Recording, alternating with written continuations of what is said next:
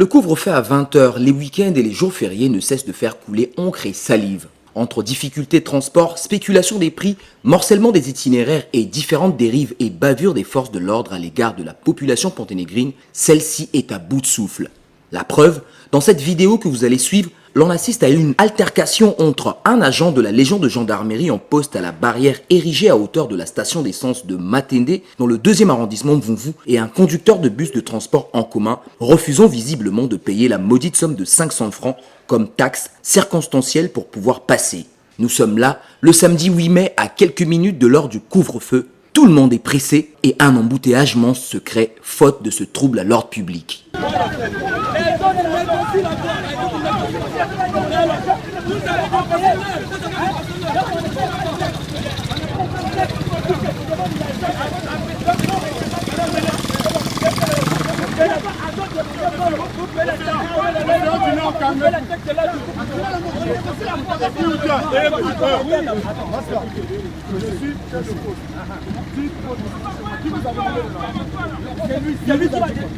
Il m'a dit que non. Bon, moi je t'ai dit quoi tout à l'heure?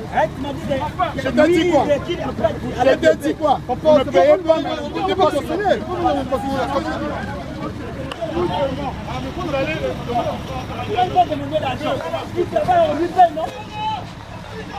Moi je t'ai dit tu ne payes pas, mais tu ne passes pas sur le pneu. Mais c'est ça qu'il a retiré. C'est ce que je dis. Mais c'est ça, non? Vous avez donné les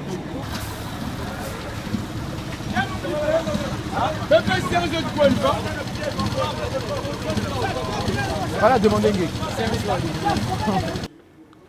Faire régner l'ordre public et le respect des mesures édictées par le gouvernement afin de se prémunir du coronavirus Covid-19 est une bien noble cause. Par contre, cette sorte de rançonnement, s'il faut l'appeler ainsi, des conducteurs de bus et taxibus agresse le civisme, surtout venant des forces de l'ordre. Le chef de l'État, dans son discours d'investiture, a pointé du doigt ces fameuses anti-valeurs qui gangrènent le pays, non sans manifester sa volonté de lutter contre.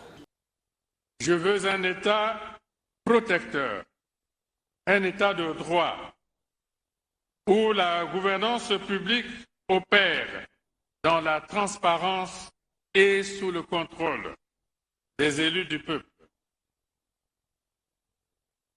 Je veux un État protecteur qui restaure son autorité et qui réforme son administration. Car s'il existe un défaut récurrent au sein de notre administration et auquel j'entends mettre un terme, c'est bien celui-ci. On légifère, mais les décrets d'application tardent le plus souvent à venir. Et quand ils existent, c'est la volonté de les mettre en œuvre qui est la plupart du temps aux abonnés absents.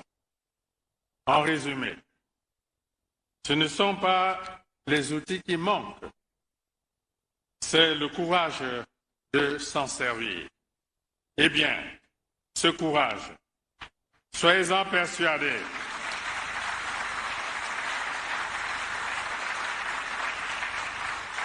ce courage, soyez-en persuadés, ne nous manquera pas. Nous l'aurons, je m'y engage, pour lutter contre les antivaleurs.